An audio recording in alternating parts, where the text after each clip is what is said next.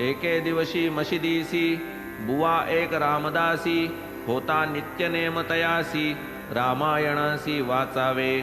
प्रातःकाळी मुखमार्जन, स्नान संध्या भस्म चर्चन, करोनी भगवे वस्त्र परिधान, अनुष्ठान मांडावे। विष्णू सहस्र नामावर्तन, मागून अध्यात्म रामायण, पारायणावरी पारायण, श्रद्धा परिपूर्ण चालावे।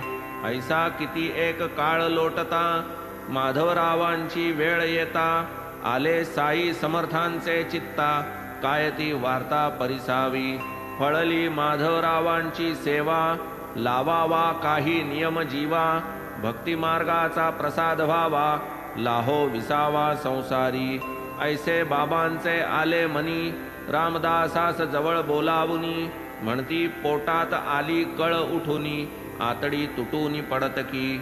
जाही राहीन पोटदुखी, आणकी सत्वर सोनामुखी, मारिल्या विण थोडीसी फकी, जाईन रुखरुखी पोटाची। रामदास बिचारा भावार्थी, खूण घालून ठेविली पोथी, गेला धावत बाजाराप्रती, आज्ञावर्ती बाबांचा। रामदास खाली उतरले, इकडे बाबांनी काय केले, तात्काळ आसनावरून उठले, जवळ गेले पोथीच्या। तेथे इतर पोथ्यात होती विष्णू सहस्र नामाची पोथी, उचलून बाबांनी घेतली हाती, आले मागुती स्वस्थाना।